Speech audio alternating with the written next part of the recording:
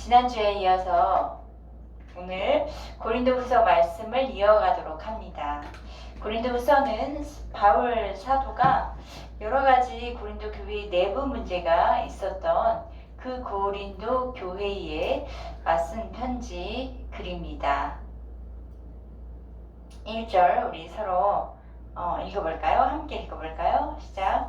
우리가 하나님과 함께 일하는 자로서 너희를 권하노니 하나님의 은혜를 헛되이 받지 말라. 바울은 고린도 성도들에게 권면합니다. 바울 자신이 하나님과 함께 일하는 자이기 때문에 마땅하게 해야 할 일이 권면하는 것이라고 호소하고 있습니다. 다시 말하면 그가 고린도 교인에게 하는 권면은 하나님이 맡기신 일이라는 것이죠. 바울 스스로가 하나님의 동역자, 또 나는 하나님의 사자라고 고린도 전서에 이렇게 소개하고 있었습니다. 그렇다고 바울이 하나님과 함께 동역할 만한 위치에 있는 사람인가요? 그건 아니죠. 하나님과 사람의 그 위치는 다르죠. 그런데 1절 하나님과 함께 일하는 자에서 함께 일한다라는 것은 하나님께서 바울을 통해서 일하신다는 것을 표현한 것입니다. 하나님이 바울에게 맡기셨기에 바울은 하나님을 대신해서 고린도 교인에게 권면하시는 건데요. 무엇이라고 권면을 하나요? 1절 보면 하나님의 은혜를 헛되이 받지 말라고 합니다. 헛되이라는 말의 원어적 의미를 찾아보니까 비다, 공허하다라는 뜻입니다. 그러므로 하나님의 은혜를 헛되이 하는 것은 하나님의 은혜를 텅 비게 하다, 공허하게 받아들인다라는 것이에요. 다시 말하면 하나님의 은혜를 쓸모없게 한다는 것입니다. 하나님의 은혜는 그리스도께서 모든 사람을 구원하시기 위해 죽으신 것이죠. 또 이에 모든 사람이 예수님의 죽으심에 참여하여 모든 사람도 함께 죽고 그리스도 위하여 사는, 그러면 주님과 사람들은 이제 새로운 관계로 맺어진 존재가 되는 것입니다. 그러할 때에 하나님의 은혜가 깊어지게 되는 것이에요. 그러니까 예수 생명과 결탁한 존재로서 하나님이 주신 은혜를 누리게 되는 것입니다. 이렇게 주님과 연합된 관계에 있는 사람은 자신의 결단 그리고 선택으로 그리스도의 은혜를 끝까지 지키는 그런 노력이 필요합니다. 고린도 교인들은 예수 그리스도의 십자가와 부활의 복음을 믿음으로 말미암아 구원을 받았습니다. 그래서 예수 안에 있는 새 생명을 누리게 되었습니다. 그런데 고린도 교회에 하나님의 은혜를 공허하게 또 쓸모없게 쓸모없는 것을 만드는 일이 있었습니다. 하나는 고린도 교인들이 그들의 영과 또 그 육을 더럽게 하는 것에서부터 자신을 깨끗하게 지키는 그런 노력이 필요했습니다. 이 고린도 전서에서 바울은 고린도 교회에 대해서 지적한 내용이기도 한 것이에요. 이 고린도 교회가 성령 충만하고 은사가 나타나자 교만해지기 시작했습니다. 고린도 교인들이 그렇게 교만해진 것이죠. 오직 하나님의 은혜로 구원받는 것을 이제 넘어서 자신들은 너무나 높은 단계에 이르렀기 때문에 자신은 이제 무엇을 해도 구원을 얻는다고 생각을 했습니다. 이렇게 자신의 영은 위대하다고 하면서 육은 아무렇게나 해도 구원을 받는다고 여기면서 육체적, 성적 그런 부분이 타락하게 되었습니다. 바로 이런 고린도 성도들을 통해서 성령께서 우리에게 주신 은혜와 은사를 헛된 것으로 만들지 말아야 한다. 그렇게 권면하는 것입니다. 또 하나는 고린도 교회에 들어온 거짓 교사들이 있었어요. 그들은 바울이 전한 복음과 다른 내용의 교리를 전했습니다.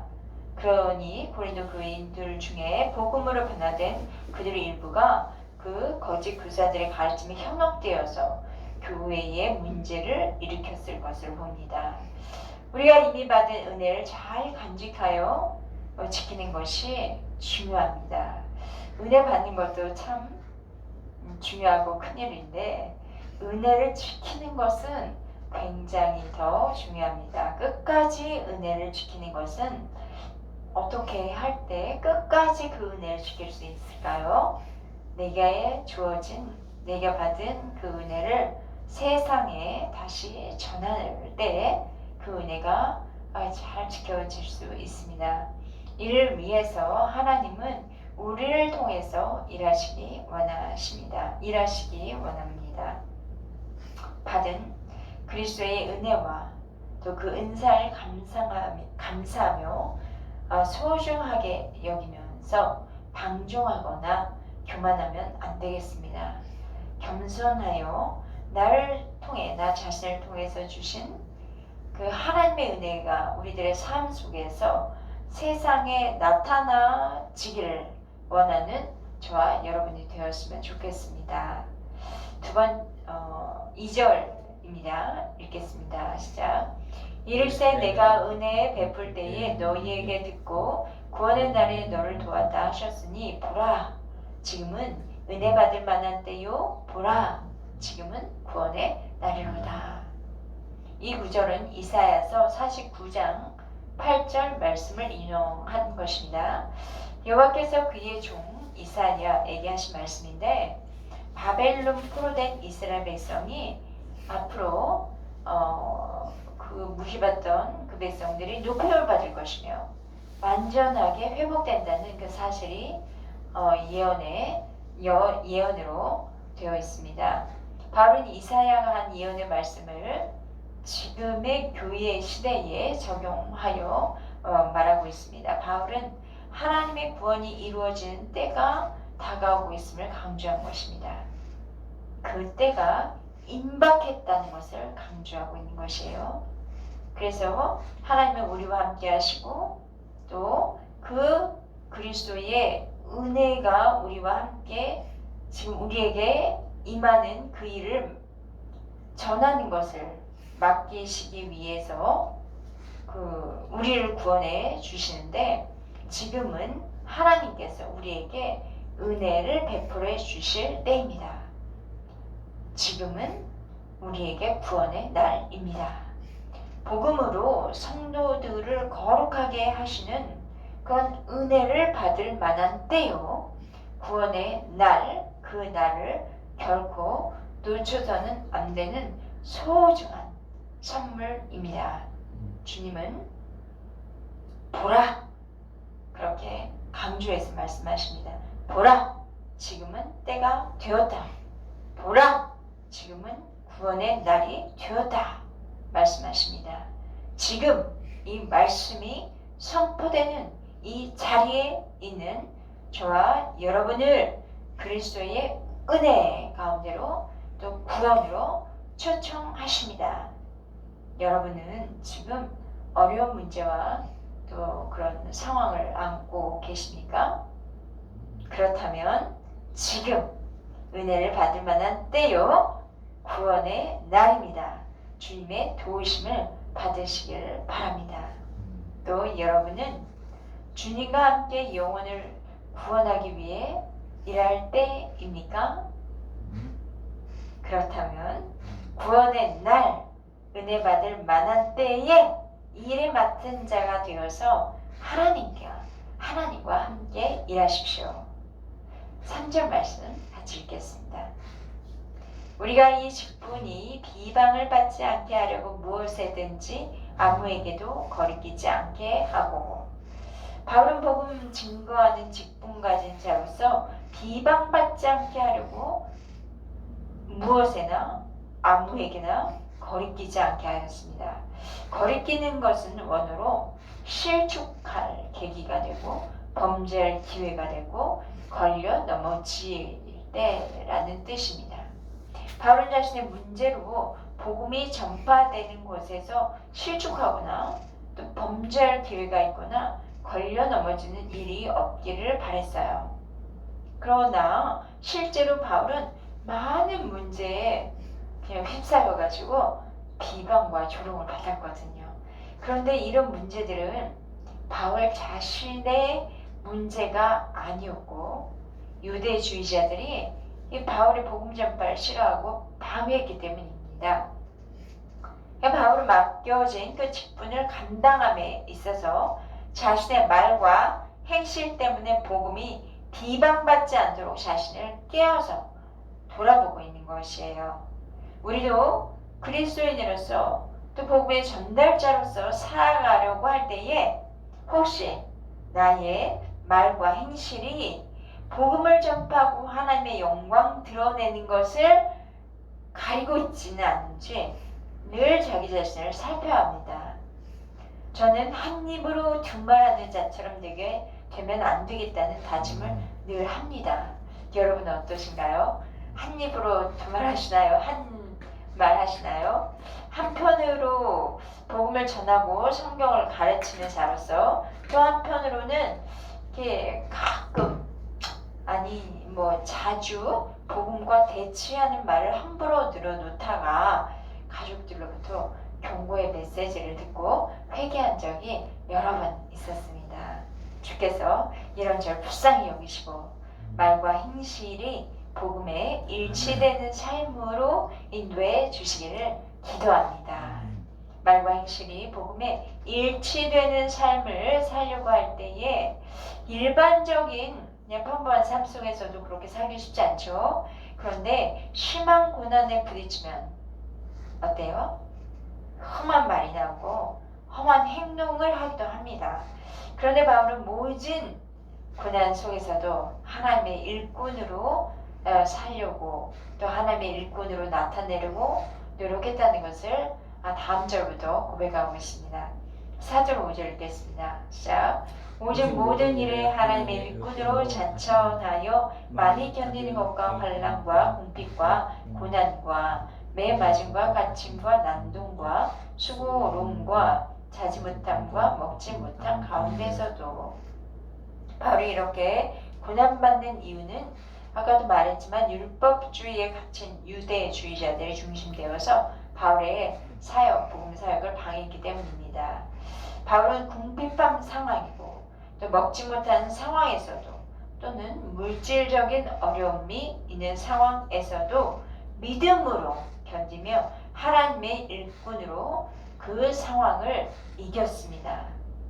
우리가 하나님과 함께 일하는 일꾼으로 스스로를 여긴다면 우리 앞에 어떤 상황이 온다고 해도 하나님의 일꾼답게 우리의 직책이 비방받지 않도록 나의 하나님의 일꾼으로서의 정체성이 있다면 비방받지 않도록 언제나 말과 행실에서 하나님의 영광이 드러나도록 또 하나님께서 지금 우리와 함께 하심을 드러내 주시도록 기도하고 노력해야 할 것입니다.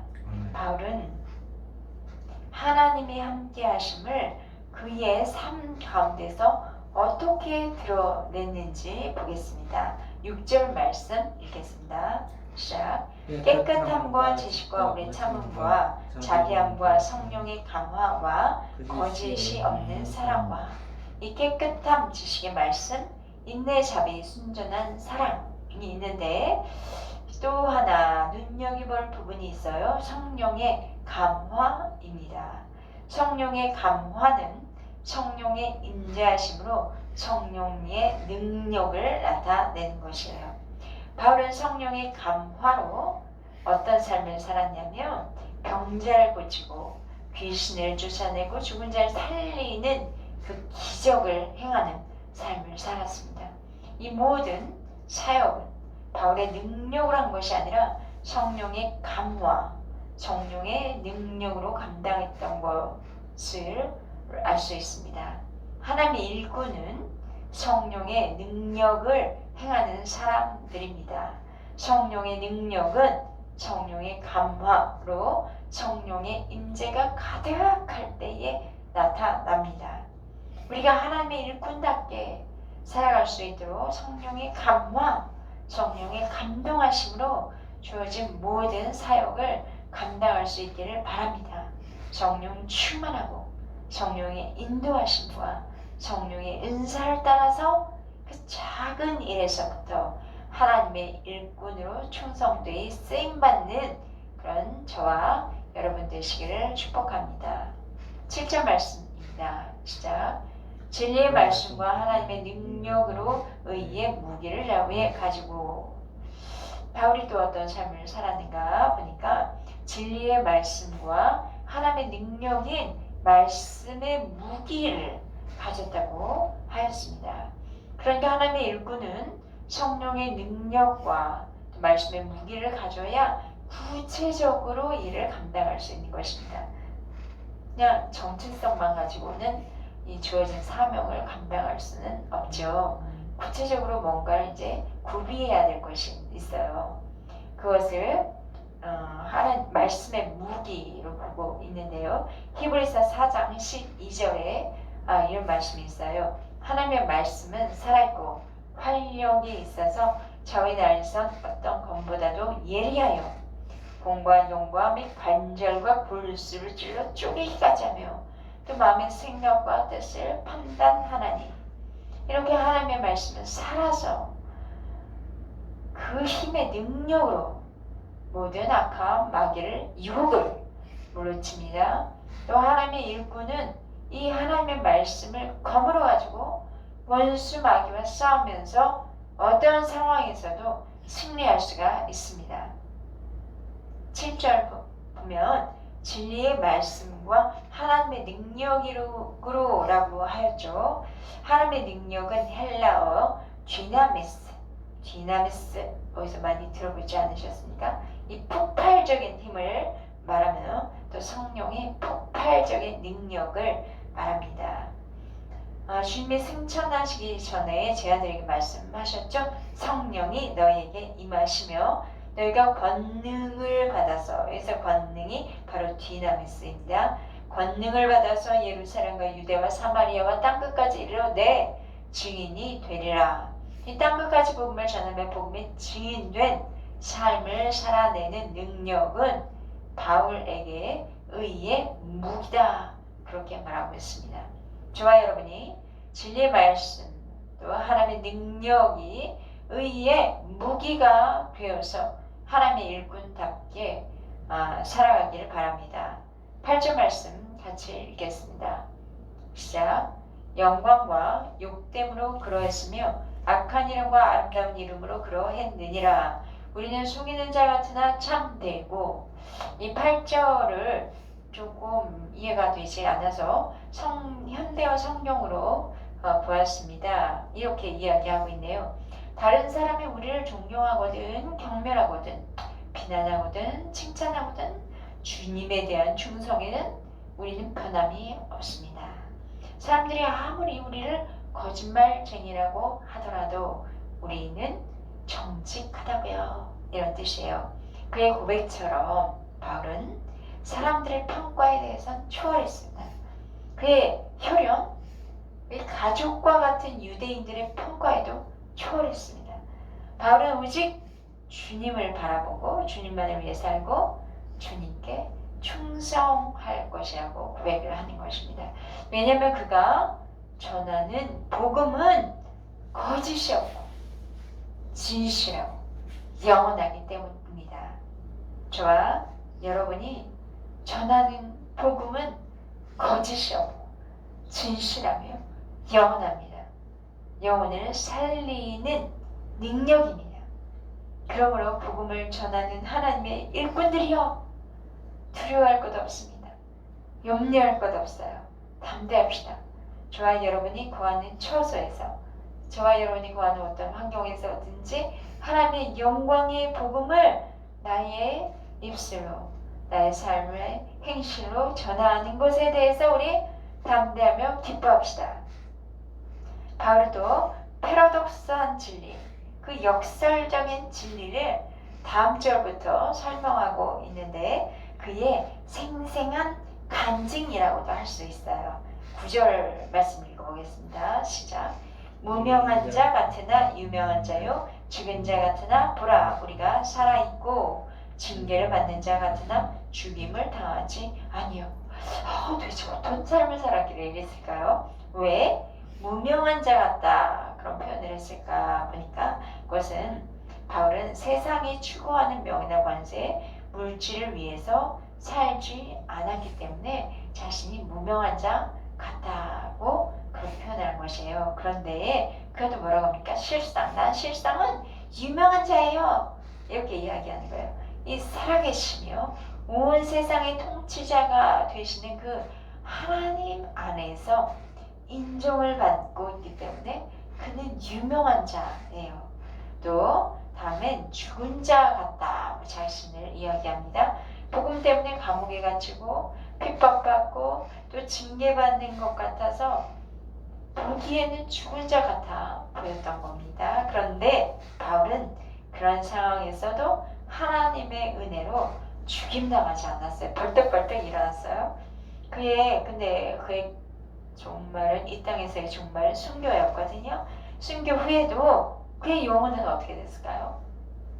살아계신 주님 곁에서 영원히 안식하며 살았는 거죠. 그러므로 고난은 바울의 영혼을 죽일 수 없었습니다.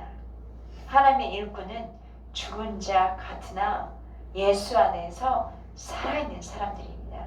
세상에서 볼 때는 무명한 사람같이 무시당할 수 있으나 하나님 안에서 인정받고 하나님 안에서 강하며 능력 있으며 유명한 자입니다. 10절 말씀 읽겠습니다. 시작. 근심하는 자 같으나 항상 기뻐하고 가난한 자 같으나 많은 사람을 부유하게 하고 아무것도 없는 자 같으나 모든 것을 가진 자로다. 그렇습니다. 하나님의 일꾼은 모든 것을 가진 자입니다. 그래서 근심하는 자라고 표현했는데 헬라어로 고통을 가다라는 뜻이 있어요. 그러니까 한국어로 근심하는 이렇게 번역되어 있지만 근심하는 단계에 넘어서 이 원어적 의미는 마음의 상처를 받고 슬픔을 겪는 고통을 가진 사람을 근심하는 자라고 번역한 것입니다. 우리가 하나님의 일꾼으로 살고자 말과 행실을 할 때에 좋은 일 있었나요? 어떠셨어요? 남 모르는 상처를 일시적으로 받을 때가 있었죠. 때로는 힘들고 슬픈 일을 겪기도 하고 오해도 받았습니다. 그러나 하나님이 그대로 두지 않으셨죠. 함께 하심으로 결국 하늘의 그 신령한 기쁨으로 우리를 채우셨습니다. 어떤 상황에서도 함께 하시는 하나님으로 인하여 기뻐하고 즐거워하는 것입니다. 바울은 예수님을 만나고 세상에 부를 거의 갖지 않는 그냥 가난한 사도였어요. 그가 가지고 있는 거는 가지고 있는 게 없었어요. 그러나 그의 영으로는 가난하지 않았습니다. 그는 그리스도라는 지식에서 그리스도의 은혜를 누리는 삶에서 부유한 사람이었어요. 근데 그의 겉의 사람 외모는 자배량 선교하면서 궁핍과 가난한 그런 생활을 했겠죠. 그런데 바울이 가난하다고 남한테 돈을 빌려서 궁핍하게 그렇게 하지 않았어요. 오히려 많은 사람을 부유케 했습니다. 그는 부유의 통로로 쓰임을 받아서 교회도 개척했고 가난한 교회에 헌금을 보내게 하는 그런 통로의 역할을 감당했습니다. 저와 여러분도 모든 것을 가진 사명자가 되어서 하나님의 일꾼으로 사용받기를 축복합니다. 영과 마음과 유신의 모든 삶의 영역에서 부유한 자로 또 세상을 부유하게 하는 자로 쓰임받으시기를 축원합니다. 모든 것을 가진 하나님의 일꾼 그 바울은 이렇게 자신의 마음에 있는 것을 다 후수하고 나면서 뭐라고 합니까? 11절에 보면 고린도인들이여 라고 편지를 받는 수신자들을 불러요. 그들을 향한 바울의 애틋한 마음이 느껴집니다. 바울을 통해서 나타내시는 또 하나님의 애틋한 마음이기도 할 것입니다. 우리가 한번 11절, 12절, 13절 바울의 마음으로 한번 고린도인을 내 앞에 두고 한번 읽어볼까요? 시작. 고린도인들이여 너희를 향하여 우리의 입이 열리고 우리의 마음이 넓어졌으니 너희가 우리 안에서 좁아진 것이 아니라 오직 너희 심정에서 좁아진 것이라. 내가 자녀에게 말하듯 하노니 보답하는 것으로 너희도 마음을 넓혀라. 바울은 남김없이 그의 속마음을 고린도 교인들에게 자신의 입을 열어 다 말해주었어요. 고린도 교인을 품는 바울의 마음이 넓어졌습니다. 반면에 고린도 성도들은 복음에 대해서 바울에 대해서 마음이 좁아졌어요. 이유는 아까 이야기한 것처럼 고린도 성도들의 어떤 내부적인 문제로 인해서 그들이 어긋난 선택을 했기 때문입니다. 당시 고린도 교회의 여러 문제, 또 지도자에 대한 여러 가지 갈라진 다른 의견으로 인한 갈등이 분분했기 때문이죠. 바울은 고린도인들의 그 마음을 어떻게 회복하기 원하냐면 그들이 처음 복음을 받아들였을 때 그때와 같이 마음을 넓히기를 원하고 있습니다. 바울은 아비가 자녀들에게 권면하듯이 바울도 고린도인들을 향해서 마음을 넓히라고 합니다. 이는 그리스도께서 우리에게 보여주신 사랑이 근간되어서 넓은 마음으로 그 고린도 교인들끼리도 그 지체들을 간에도 서로 사랑으로 넓은 마음으로 품어주라는 것이죠. 여러분, 스스로 처한 환경과 처지에 묶여서 좁은 마음으로 살고 계십니까? 아니면 환경과 처지에 상관없이 진리의 말씀, 하나님의 능력으로 오늘을 담대하게 살고 계십니까? 또 여러분, 하나님의 일꾼 되어서 주신 사명에 따라 살고 계십니까? 아니면 복음의 은혜를 헛되이 하며 쓸모없는 것으로 살아가고 있습니까? 저와 여러분에게는 놓치지 말아야 할 하나님의 은혜가 있는 줄 믿습니다. 하나님께서 모든 것을 가진 사명자, 또 하나님의 일꾼으로 저와 여러분을 부르신 줄 믿습니다.